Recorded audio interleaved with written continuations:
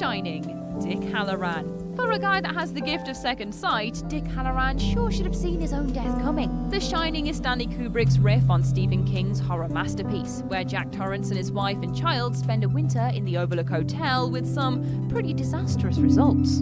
Infected by the evil that lives in the place, Jack loses his nut and goes on an iconic murder spree, sending his telepathic son Danny into emergency mode to shoot off a signal to Dick Halloran. The head chef gleans something is wrong and heads to the hotel to check it out, only to get a fire axe right between his ribs for the effort. Gee, thanks Jack. Not only does this come as a complete shock narrative-wise, since again, Dick should have known, but it was also a deviation from the source material that sees Dick help Danny and Wendy escape rather than just lie down and bleed to death. I mean, fair enough, he was hit with an axe and all, but it was still quite the unexpected swerve.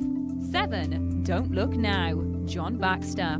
The whole of Don't Look Now is one big long head trip, with Nicholas Roeg's trippy rumination on grief coming after a couple lose their daughter in a freak drowning accident. Travelling to Venice for a commission job in restoring a church, John and Laura make the worst decision possible to set up shack in a city that is made up of mostly water, seeing visions of their daughter Christine between the streets in a distinctive red raincoat. When it comes to the end of the movie, however, it is revealed that it isn't Christine running around like an antisocial hoodie at all, but rather a murderous dwarf. Yes, upon John's discovery of her, she slashes his throat and leaves him to bleed out, with all of the signs that he had picked up throughout the movie culminating in what was a warning of this very demise. Really, his death didn't come out of nowhere at all once you learn this. Yet upon first watching of the movie, it is impossible not to be blindsided with the crazy slasher diversion it takes in the closing moments. 6.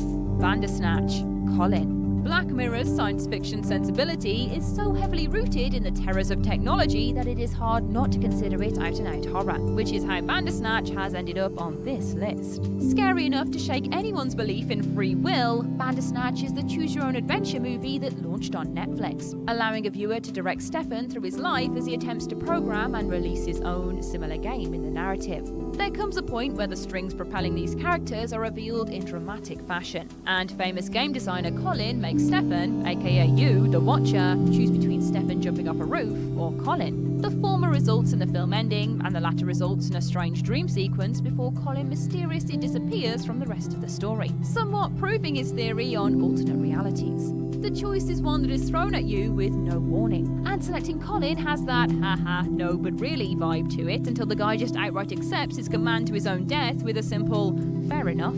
It's the smoothest fall from a balcony you'll see on screen, that's for sure. 5. Oculus, Kaylee Russell. Oculus comes up a lot in these lovely horror lists at the moment, and I am not going to apologise for it because it is an excellent movie that deserves more attention. So here it is again. Go and watch Oculus. The story is one that sees siblings Kaylee and Tim attempt to document the effects of a cursed mirror, one that influenced their parents' deaths when Kaylee and Tim were just children. The resulting efforts are a tense hour and a half of hallucinations, strange occurrences, and mind manipulation from the Lasser glass, with more than one death born from its trickery.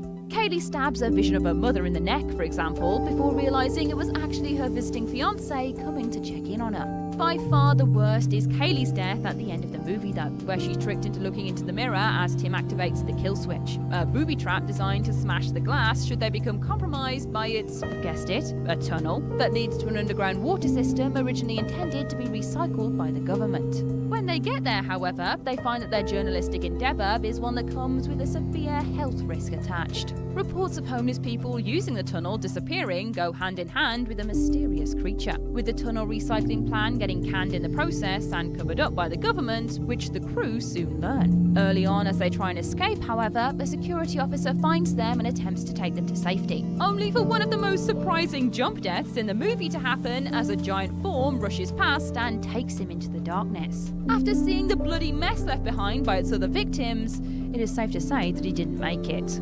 3. Hereditary, Charlie Graham. Could this list really be complete without Charlie's decapitated head making an appearance? No, it could not. One of the best shock moments in horror movies of recent memory was born when poor little Charlie stuck her head out the car window for some air, only to get a face full of telephone pole instead. Nasty.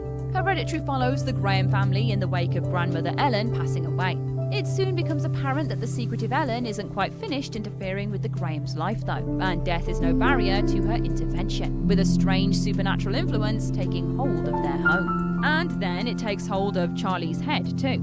In a dizzying scene where Charlie suffers from an allergy attack and has to be driven to hospital by her high brother, he veers off-road to avoid a deer and seals her fate with one sickening thud. Whilst that horrible, nauseating feeling of something bad happening is present the whole way through, there is no way you're expecting this outcome, especially when the marketing sold Charlie as an integral presence throughout. 2. Night of the Living Dead. Ben. Even though it's a well-worn classic now, George A. Romero's Night of the Living Dead still stands as one of the finest zombie movies of its kind, and the seed planted into a genre that has become part and parcel of our horror movie experiences to this day. Whilst his movies have always been politically charged, Night of the Living Dead started strong with Dwayne Jones as Ben, challenging racial stereotypes in his chance casting as leading man Ben. Entirely level-headed, fighting off the undead with badass calm, and managing a barricaded house of survivors, Ben's demise at the end of the movie is still one that will shock you now should you have missed out on this spooky gem, and laid the groundwork for a legacy in the process. Thought to be saved as a gang of armed men happen across the house, in their efforts to restore order to the apocalyptic nightmare they're facing, they shoot Ben dead, believing him to be a ghoul. He's thrown on a fire and burned with his so-called zombie pals, and the previous 90 minutes of his bravery and strength hang like lead in the air. 1. Deep Blue Sea. Russell Franklin. Yes, the meme itself has to take the top spot because no other death quite gets that horrible mix of hilarity and stomach-churning disbelief quite as right as in this potent mix. The ultimate shark movie and masterpiece of monstrous ocean-based horror, Deep Blue Sea is home to the most out-of-nowhere death you can find in cinema. And it has none other than Samuel L. Jackson taking home the gold. When a research center suffers an accident that renders it an explosive mess, a bunch of genetically engineered sharks are set loose to wreak havoc on the workers. Forced deep into the facility as sharks prowl, ready to chomp on any stragglers, the survivors end up in a room containing an entrance to the water, which good old Jackson decides is a great idea to give a rousing, motivational speech in front of. His character, Russell, does a fantastic job, as the speech is both rousing and motivational. And it would have remained so if a shark hadn't hopped out of the wet entrance, grabbed Jackson between its teeth, and pulled him out to devour him at the end of it. Probably should have gotten to the